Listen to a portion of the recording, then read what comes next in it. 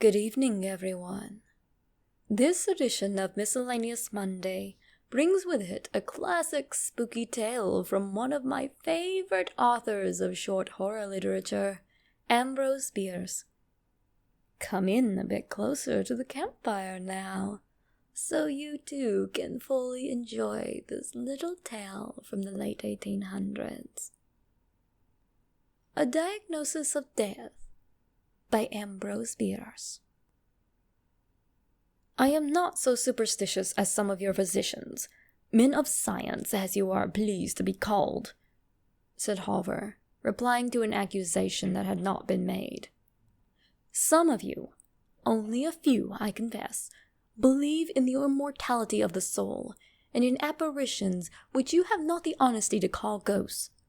I go no further than a conviction that the living are sometimes seen where they are not, but have been where they have lived so long, perhaps so intensely, as to have left their impress on everything about them.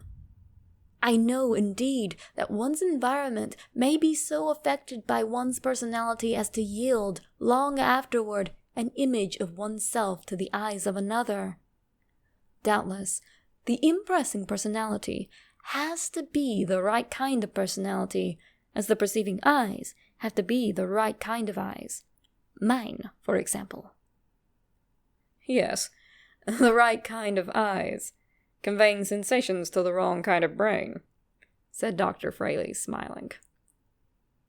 Thank you. One likes to have an expectation gratified. That is about the reply that I supposed you would have the civility to make. Pardon me, but you say that you know. That is a good deal to say, don't you think? Perhaps you will not mind the trouble of saying how you learned? You will call it an hallucination, Halvor said. But that does not matter. And he told the story.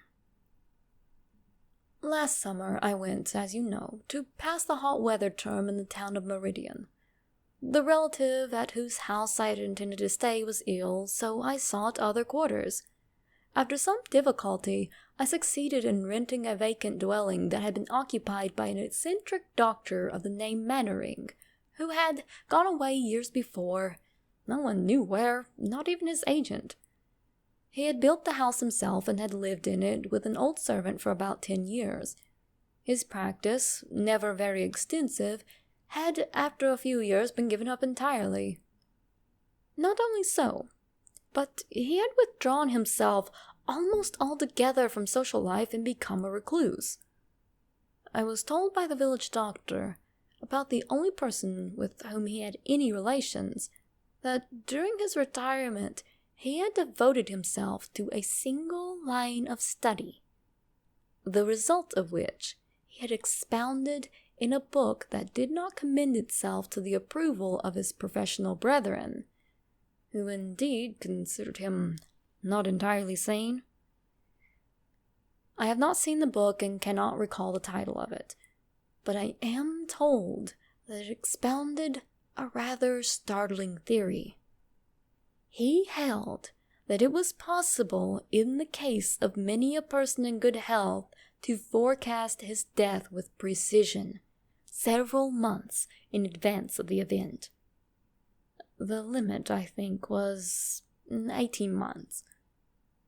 There were local tales of his having exerted his powers of prognosis, or perhaps you would say diagnosis, and it was said that in every instance the person whose friends he had warned had died suddenly at the appointed time, and from no assignable cause. All this, however, has nothing to do with what I have to tell. I thought it might amuse a physician. The house was furnished just as he had lived in it. It was a rather gloomy dwelling for one who was neither a recluse nor a student, but I think it gave something of its character to me, perhaps some of its former occupant's character, for I always felt in a certain melancholy that was not in my natural disposition, nor, I think, due to loneliness. I had no servants that slept in the house, but I have always been, as you know, rather fond of my own society, being much addicted to reading, though little to study. Whatever the cause, the effect was dejection, and a sense of impending evil. This was especially so in Dr. Mannering's study, although that room was the lightest and most airy in the house. The doctor's life-size portrait in oil hung in that room, and seemed completely to dominate it. There was nothing unusual in the picture. The man was evidently good-looking, about 50 years old, with iron-gray hair, a smooth, shaven face, and dark, serious eyes. Something in the picture always drew and held my attention. The man's appearance became familiar to me and rather haunted me. One evening, as I was passing through this room to my bedroom with a lamp, there is no gas in Meridian, I stopped as usual before the portrait, which seemed in the lamplight to have a new expression, not easily named, but distinctly uncanny. It interested but did not disturb me. I moved the lamp from one side to the other and observed the effects of the altered light. While so engaged, I felt an impulse to turn around. As I did, I saw a man moving across the room directly toward me. As soon as he came near enough for the lamplight to illuminate the face, I saw that it was Dr. Mannering himself, as if the portrait were walking. "I beg your pardon," I said somewhat coldly, "but if you knocked, I did not hear." He passed me, within an arm's length, lifted his right forefinger, and, as in warning, and without a word, went on out of the room, though I observed his exit no more than I observed his entrance. Of course, I need not tell you that this was what you will call hallucination, and I call an apparition.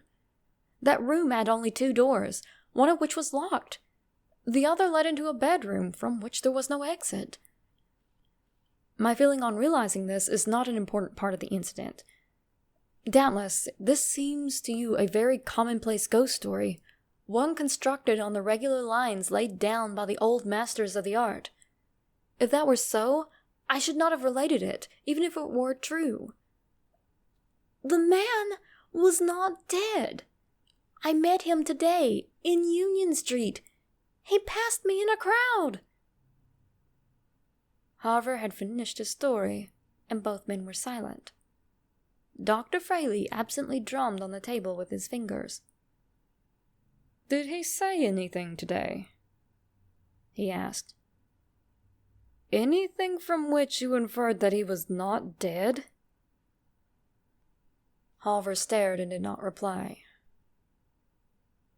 "Perhaps," continued Fraley, "he made a sign, a gesture, lifted a finger as if in warning. It's a trick he had. A habit when saying something serious, announcing the result of a diagnosis, for example." "Yes, he did, just as his apparition had done. But, good God, did you know him?" Harver was apparently growing nervous. "I knew him. I've read his book, as will every physician someday. It is one of the most striking and important of the century's contributions to medical science. Yes, I knew him. I attended him in an illness 3 years ago. He died." Harver sprang from his chair, manifestly disturbed. He strode forward and back across the room, then approached his friend, and, in a voice not altogether steady, said, "Doctor, have you anything to say to me, as a physician?" "No, Harver, you're the healthiest man I ever knew. As a friend, I advise you to go to your room. You play the violin like an angel. Play it. Play something light and lively, Get this cursed bad business off your mind. The next day, Harver was found dead in his room, the violin at his neck, the bow upon the strings, his music open before him as Chopin's funeral march. Well, dear viewers, I hope you enjoyed tonight's read.